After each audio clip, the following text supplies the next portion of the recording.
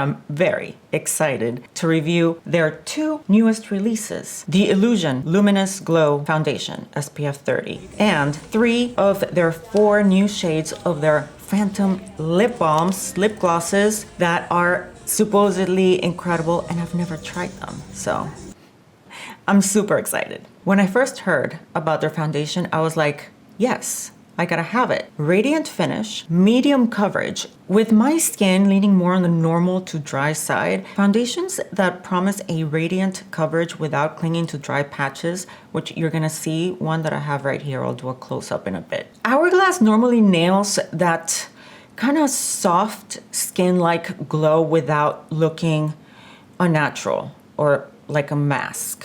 Luxurious, but natural. So I have very high expectations. Let's go to the Hourglass website and see what this foundation is. What is it claiming to do? I have it in the shade 8, which is light with golden neutral undertones. I ordered the shade 8 because I wear shade 8 of their Ambient Soft Glow foundation, the one that comes in the glass bottle. Let's see, $58, made in the USA, and expiration date right here. It says September 2025, so that's about a year and a half. I wish it were more like 5 years, but whatever. Let's go into the features and benefits. That's what we're gonna see, the claims. There are 3 main claims here: sun protection, advanced skincare, and high performance makeup. So, sun protection, yes, because it has the SPF 30. In my head, I'm just gonna pretend that this does not exist, because we all know the amount of SPF that is actually needed to be effective. We're never gonna use that amount of a foundation. Having that little bit of added SPF, okay, it's fine, but it wouldn't personally convince me to buy the product. Next up, advanced skincare. Things like it visibly smooths, intensely moisturizes, and hydrates skin, clinically proven to reduce fine lines and wrinkles. Honestly, I don't rely on my makeup for any of these benefits. I rely on my actual skincare for all of that, not on my makeup.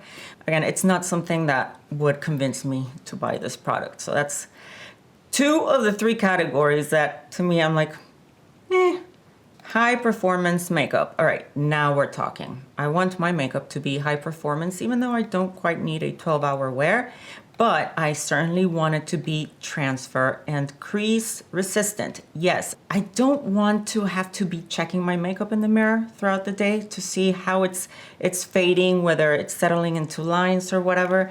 So this is very important to me, and we will test it. Doesn't settle into fine lines. I am very skeptical that that is the case, but we'll see. Let's see if number 8 is a good shade match for me. It is not too liquidy, as you can see. Yeah, okay. I think that's pretty perfect. What did we say? One side with a brush. I'm just going to dab. This is not going to be a thick layer, just a thin layer first, and we will see what we get. This brush is number 77 from It Cosmetics.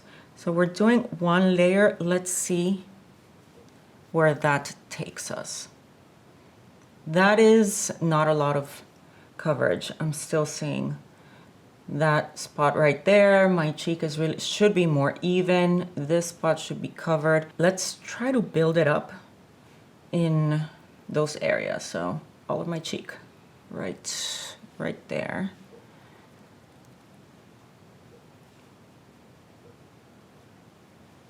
All right, yes, I got more coverage. This spot right there. Let's see if I can cover that up more.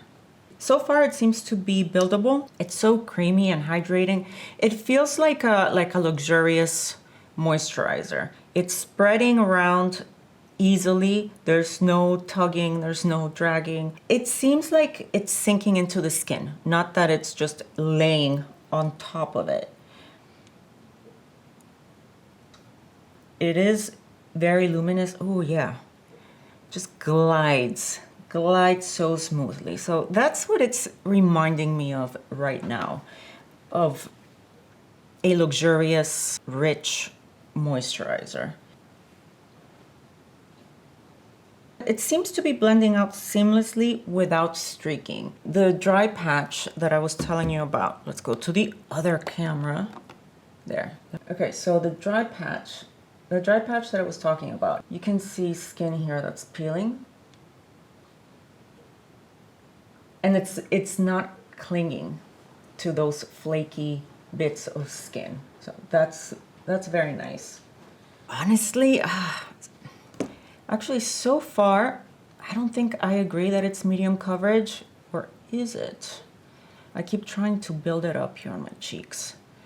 Let's see with my fingers, just kind of laying it on there and not blending it out too much. Now, it lifts up again, but pretty decent coverage. It is giving me more coverage than their skin tint, and we're gonna see them side by side so we can directly compare the finishes and coverage. Now that I'm looking at the monitor, yeah, I see that it covered up a bit more, but I don't know that it's quite medium coverage.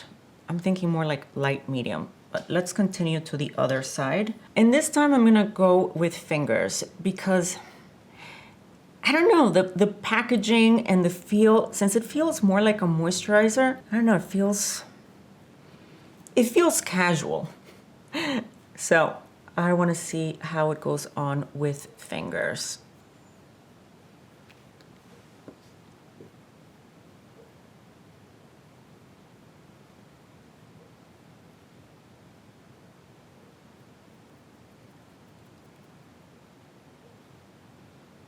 Let's switch to this camera for this side. Let's go up to the forehead here. Okay, I'm gonna need more. I was being too conservative with the amount there. Yeah, so look how it spreads. Nice. Wait, something is not looking. Yeah, this area of my forehead is difficult. It has texture there.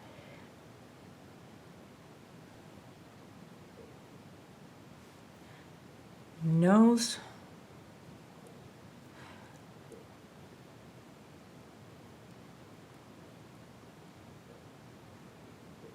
And it's not liking the peeling skin here. It's kind of clinging to those bits of skin.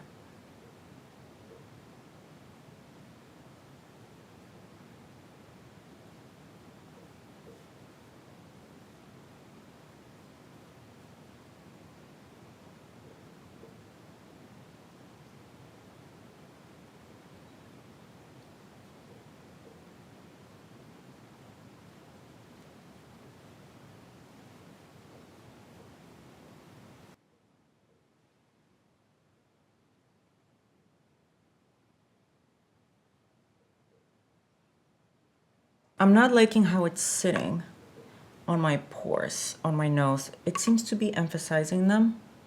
Can you see? I think it's giving me that polka dot effect where the product is sinking into my pores and somehow highlighting the circumference of the pore. Just overall, the skin is not looking, it's not looking smooth. I don't know that this is going to be great for mature skin or any skin with some texture in it. Yeah, it's not looking great. This level of radiance is not very flattering on me. Let's go see what it looks like outside. All right, let's see what it looks like outside. I filmed this with my phone. Finger side, brush side. Okay, right off the bat, I'm seeing texture on my forehead, texture that I'm normally not remotely concerned about or that I don't notice. Yikes, and I'm already seeing this part of the inner cheek also seems very emphasized. I have not powdered it. I'll add powder and see what it looks like, but I just wanted to show you exactly what it looks like as is. Look at the chin. What is going on? Yikes. You can see all of my pores seem to be magnified. But yeah, we surely could use some powder here, right? Unfortunately, it is accentuating texture, which is common for radiant and luminous formulas to do. Let's try a little bit of powder, see what happens. I'm gonna use my Hourglass loose powder, just a little bit. Notice that I'm using a Real Techniques, a small brush. What number is this? 402. Because I only want to target those areas where the texture looks pronounced. And also because I don't want to kill the radiance. Okay, I think this is a good angle.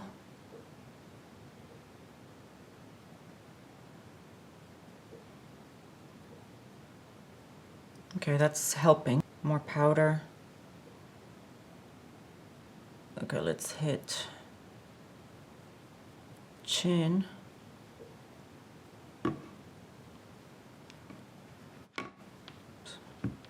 T-zone. I feel like I still want more powder here, but I risk that it'll look cakey.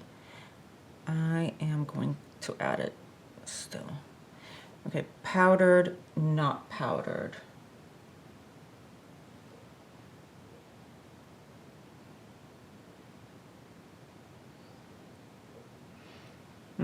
It's starting to look heavy. You see this area right here. I'm not loving it right off the bat. No. I'm gonna powder the other side very lightly, just so that we have powder on both sides. What is interesting is that it's not settling into my smile lines just yet. So let's set those. And again, with the brush and the Hourglass powder, nothing should settle in there throughout the day. It's 3 o'clock right now. I'll come back in a few hours and do a check-in, but I am disappointed.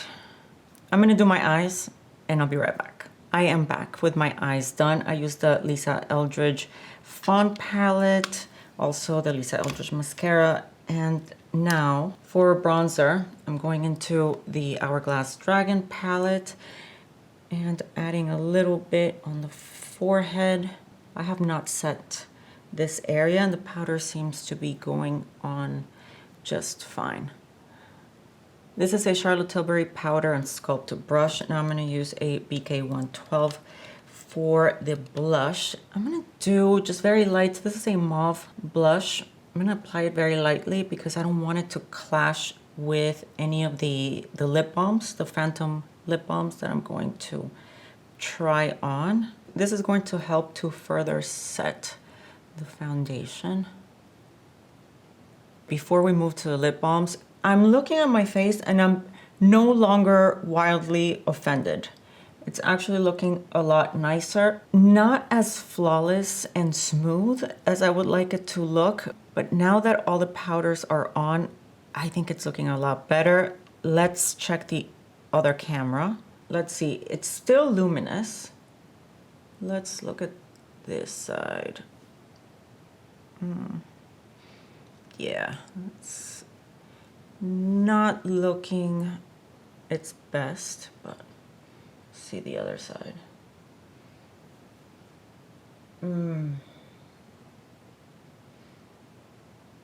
What do we think? Yikes. Yeah, still not great.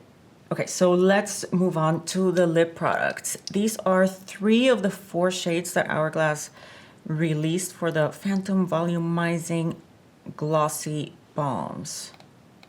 All right, so number 1 through 4. Number 1 is the one I'm the most excited about, which is Red Zero. Then we have Wonder, Invite, and Secret. Wonder is the only one that I did not get. If you're not familiar with these Hourglass Phantom Balms, they are very popular. They have won awards. Here it is, Allure 2023. They're a 3-in-1 kind of product, so they're supposed to hydrate like a lip balm, also plump your lips, and deliver the high shine finish of a lip gloss with full-on pigment. That is what I like about these. Each one is $38. This is the one that I did not get, which is called Wonder. Let me show you on the lips. And it's described as a pale pink with gold and silver pearl. It looks a little bit too soft that I doubt that it's going to show up on my lips, so I skipped that. Next is, okay, this is Invite. Invite is a rosy brown with gold pearl. Let's try that one on. And then it's a twist up. Let's do a little swatch right there. Make the swatch prettier.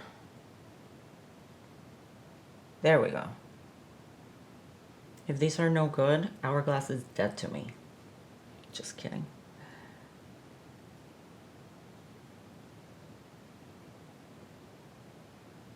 All right. They feel delicious. Deliciously plush. They don't taste like anything. They don't smell like anything. Yeah, I think these are nice. And they're a little bit minty, not in taste, more as in a cooling sensation. Not goopy. You don't get strings between your lips. As I wipe it off, I'm paying attention to whether we're left with particles of glitter / shimmer. Yes, I see some, but they're so fine. I do see a few stragglers there, but they're hardly visible. Okay, great. So I'm no longer concerned that we're left with shimmer after it wears off. This is Secret, a deep rose with rose gold pearl.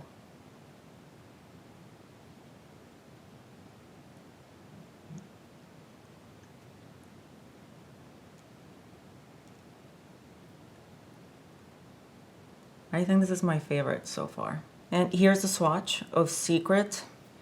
I think that I would go through these pretty fast though, because in order to get the pigment, I have to build them quite a bit. Beautiful color. And the sparkles, you can't tell that they're sparkles from this distance, but you can see the dimension that they create. Oops, the dimension that they create.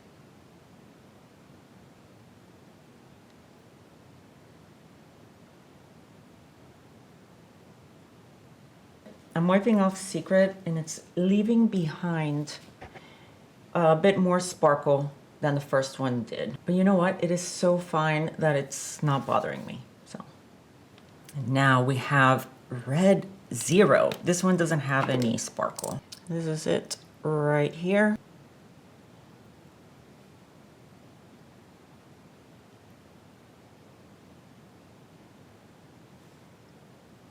I love this high shine finish that is not goopy.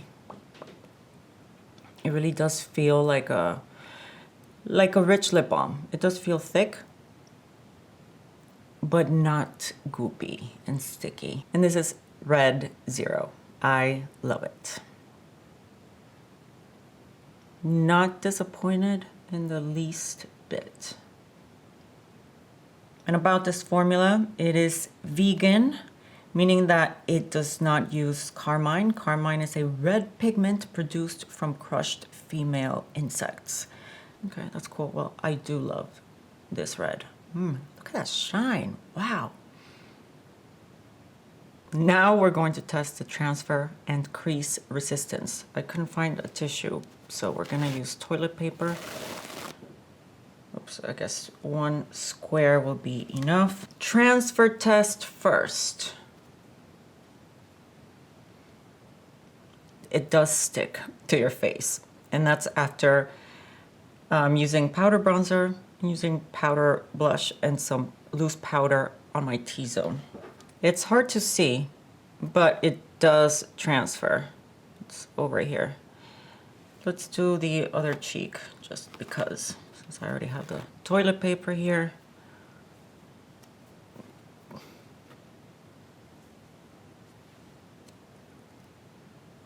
But does it transfer? It can stick but not transfer. It's really hard to see, but something did transfer. So the blush, the bronzer, the foundation, I don't know. But the fact that it stuck to it, now we have a better idea of the set down. It doesn't completely fully set, which is what I expected from such a luminous, radiant formula. And I'm feeling the tackiness for sure around everywhere. How are the smile lines doing? It creased. Let's talk about pros and cons. Pros first. Application is easy. It blends in seamlessly. It plays well with powders. After setting my T-zone with loose powder and even layering on powder, bronzer, and blush, everything looked okay. The radiant finish is very pretty. I was concerned that it would be too much and make me look over the top shiny and greasy, but it's surprisingly wearable. After a light setting of the T-zone, I think it looks really nice. Cons. It emphasizes texture and pores, which I'm not surprised. It's a luminous foundation. The coverage does not live up to the medium coverage claim. The transfer resistant claim is questionable. When I pressed the piece of toilet paper to my cheek, you saw that it stuck to it. I saw faint color transfer, though it's unclear whether it came from the bronzer, the blush, or the foundation. The crease resistant claim failed on me, as we saw earlier. It settled on my lines. We're at the 5-hour mark. Normally I do 8-hour wear tests, but I'm noticing enough issues with this foundation that I feel confident sharing my thoughts now. Sometimes you don't need 8 hours to see where things are heading. Let's look at my chin area. You can see how it has now clinged onto the bits, the areas that are peeling. How it is settling on my fine lines there.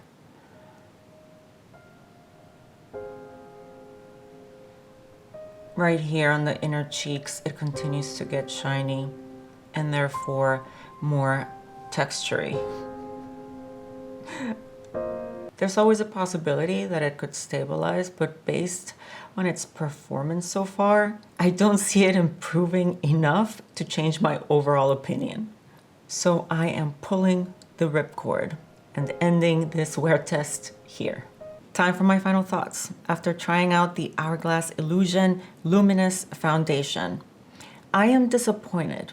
And I think that most of my disappointment comes from the high expectations that Hourglass set with its claims. When a foundation is marketed as medium coverage, hydrating, luminous, transfer resistant, you naturally expect it to deliver on all fronts. Unfortunately, as we've already seen, it falls short in several areas. The coverage is much closer to a light medium, a slight step above their skin tint, which is not what you would expect from a foundation marketed as medium coverage. While it blends beautifully and works well with powders, it emphasizes texture and pores. At the end of the day, this might be a decent choice for someone looking for a natural, light medium coverage foundation and doesn't mind a bit of texture showing through.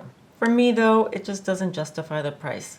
It's okay, but I have other just okay products that I can use instead. So it wore okay. I didn't see any significant fading. If this video was helpful, remember to give me a thumbs up. I hope I gave you all the information you were looking for to make an informed purchasing decision. What do you guys think about this foundation? Let's chat in the comments. Which color of the Phantom Balms was your favorite? All right, I'll see you in the next one.